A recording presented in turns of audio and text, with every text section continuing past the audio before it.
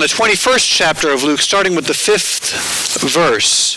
And I will be reading, let's see if I can remember, from the Common English Bible. It's a newer translation, and if you brought a Bible with you and the words on your page are a little different from the words on mine, that is all right. All we're working from is translation. I'm not going to read the ancient Greek to you. It probably wouldn't make a lot of sense coming out of my mouth anyway. But somewhere in between the words on your page and the words on mine, there is a word that God will speak to us together.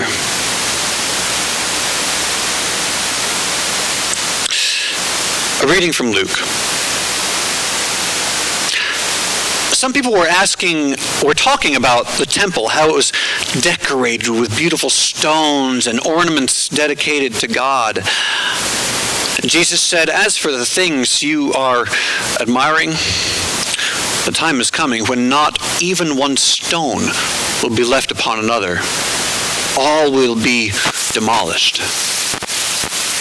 They asked him, "Teacher, when will these things happen? What sign will you show that these things are about to happen?" And Jesus said, "Watch out that you aren't deceived. Many will come in my name saying, 'I'm the one, and it's time.' Don't follow them. When you hear of wars and rebellions, don't be alarmed. These things must happen first, but the end won't happen immediately." Then Jesus said to them, "Nations and kingdoms will fight against each other. There will be great earthquakes and wide-scale food shortages and epidemics. There will also be terrifying sights and great signs in the sky. But before all this occurs, they will take you into custody and harass you because of your faith. They will hand you over to synagogues and prisons, and you will be brought before kings and governors because of my name. This will provide you with an opportunity to testify. Make up your minds not to prepare your defense in advance. I'll give you words and wisdom that none of your opponents will be able to counter or contradict. You will be betrayed by your parents, brothers and sisters, relatives and friends. They will execute some of you. Everyone will hate you because of my name. Still, not a hair on your heads will be lost. By holding fast, you will gain your lives." Friends, hear what the Spirit is saying to God's people. You may be seated.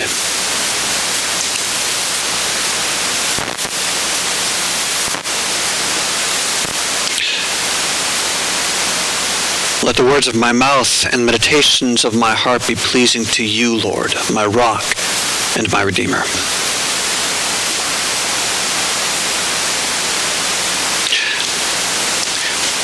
A year and a half ago, I was in Washington, D.C. for the Festival of Homiletics. It was amazing. It was really cool. It was also just cool to be in Washington, D.C. because it's a neat place.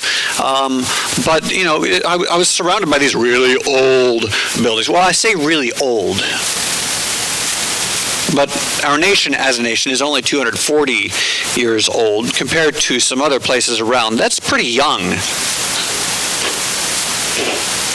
But still, these places are just magnificent and amazing. And I was reflecting on that, and at the time I offered to our body a newsletter article on that reflection. And I could rehash that this morning, and it kind of reflected on a text very much like today's. But I won't do that to you all, because I hate doing that. Y'all probably think that I preach the same stupid thing every week, but I really do try to mix it up. I don't just dust off old sermons every 3 years when the text comes back around. That would be really easy to do. I have a drawer in my office full of them. But I would get really bored with that. Y'all ever get bored with yourselves? Good. Then I'm not the only one. I'm glad. I think I would find that really tedious. But I also find it contextually irresponsible, because not only do different churches need different sermons because the text has something slightly different, well, and sometimes altogether unrelated to say to different communities. But even over the course of 3 years, which is how long it takes these texts to roll back around, the same community will not have the same dynamic or hear the same thing from the text when it comes back around. So, if you want that epistle, it's from late May of last year. They're all cataloged and saved. You can go find it. I'm going to take a different course. I'm going to start with the Old Testament reading. Do you know that one? Was it familiar this morning? Some of you are like, yeah, we've heard this before. Some of it maybe is a little different. Again, these texts keep coming around every 3 years. But it's one of Isaiah's peaceable kingdom bits. There's lots of art done based on these texts. But what's funny to me is that Old Testament reading doesn't sound like the gospel reading for today. They have very different tones. And for that matter, the gospel this morning doesn't sound a whole lot like good news, which is what gospel means. Weird. Isaiah is talking about new heavens and a new earth. Talking about that God is about to create Jerusalem as a joy. There'll be no more weeping. The wolf and the lamb shall feed together, not on one of the other. They shall not hurt or destroy on all my holy mountain. This is pretty cool stuff.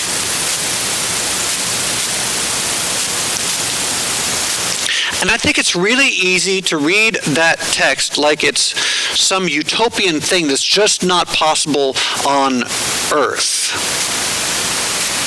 Y'all have had a full lifetime of experience learning that people can't get along like this, and that animals do in fact feed on each other, right? Have y'all ever seen a cat take down a bird? It's scary how quickly that happens. And it just comes naturally to them. This is not the kind of thing that we look at and we think this is possible on earth, and so it's easy to read this like it's heaven that we're talking about. I mean, that's the kind of peace that we just can't find. But this is also not the way that Jesus talks about heaven.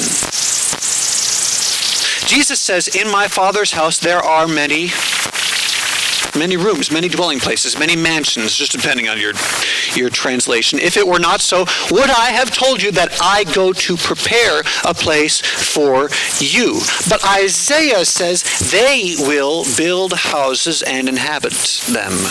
They will plant vineyards and eat their fruit. It's a little different. Now, we could talk about figurative language all day, or we can make any number of contextual or excuses around the authorship of these pieces, but you can't easily put these two ideas, these two images beside each other and say that they're talking about the same thing. Plus,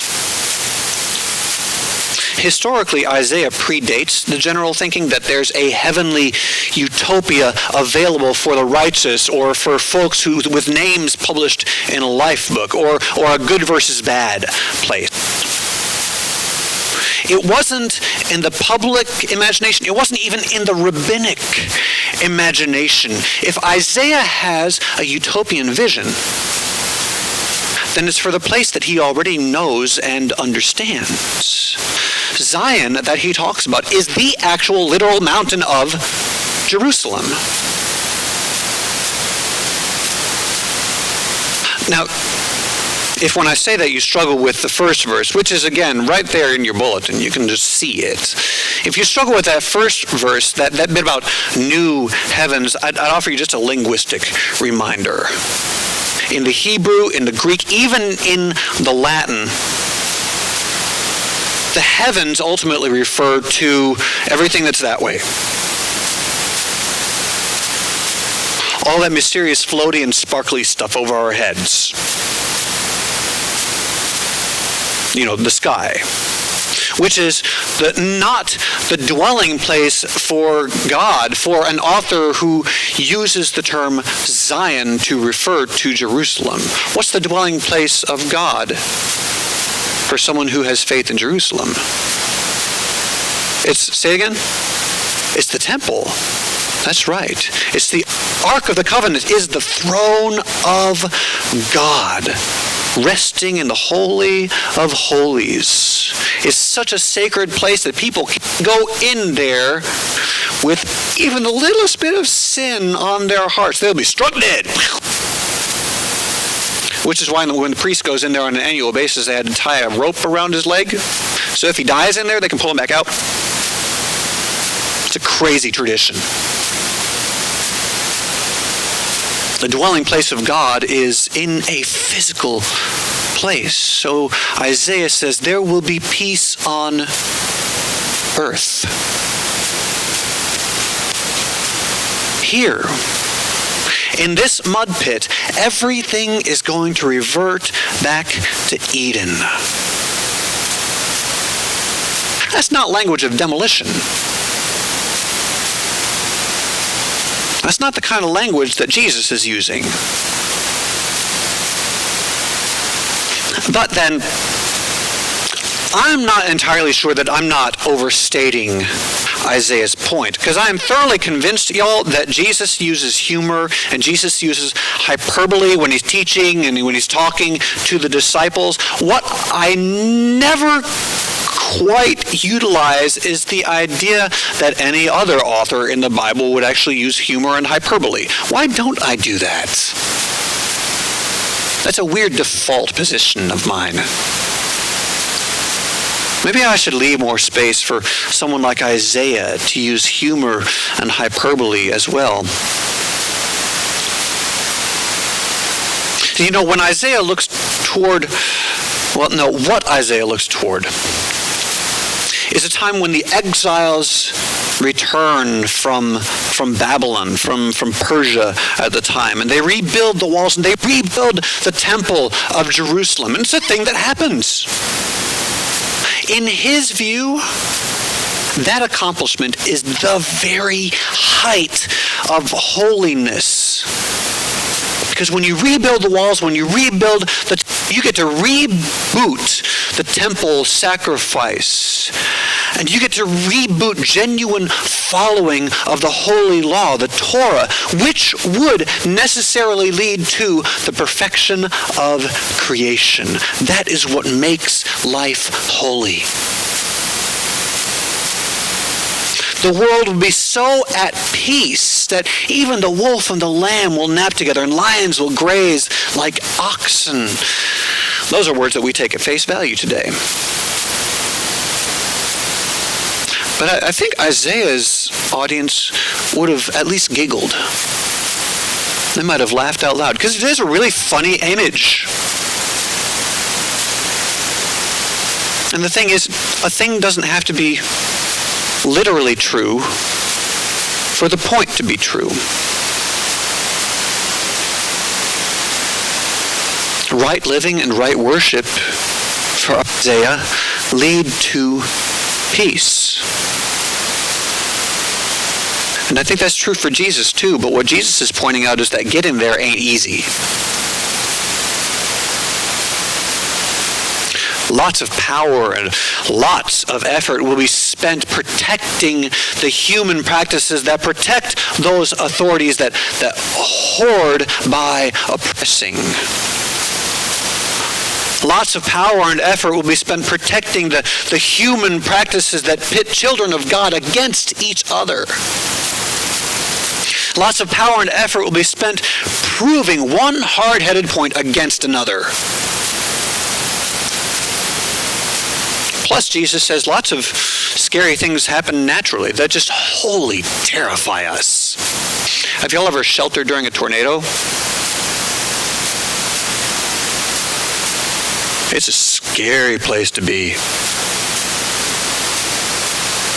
But those things, tornadoes, earthquakes, wars, famines, are they signs?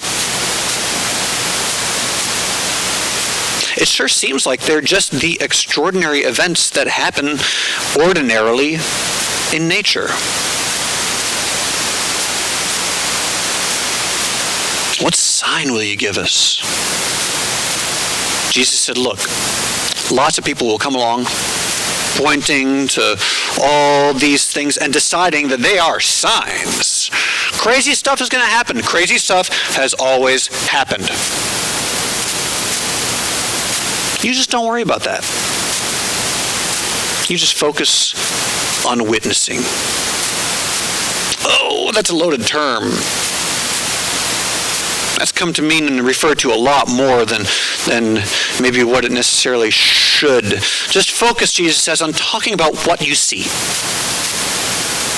Be a witness in the sense that you are watching something happen. When someone says, look, there's a war, say, yes, there's a war. If there's something to say about it, let the Spirit tell you what that is. When someone says, look, there's an earthquake, say, yes, there's an earthquake. When someone says, look, there's a famine, look, there's an epidemic, look, there's law breaking, look, there's another school shooting, look, there's generational poverty, look, there's a shrinking middle class, look, there's corporate greed, look, there's all this stuff. It doesn't all have to be a sign. Yeah, there's all this stuff. Now, what is the Spirit saying about it?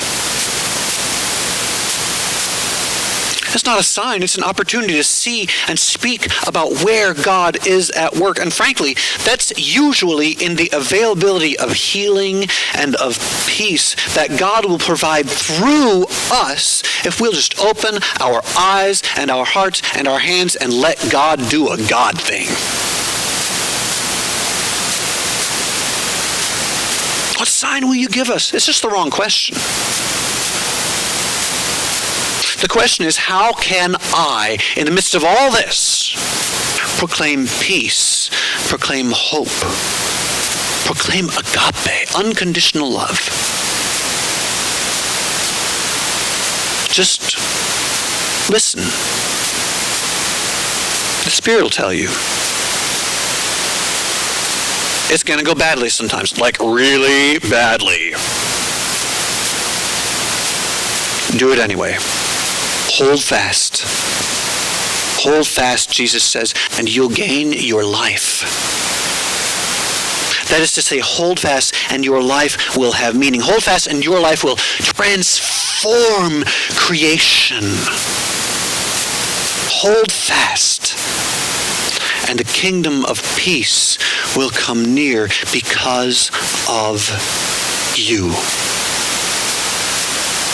In the name of the Father, and of the Son, and of the Holy Spirit. Amen.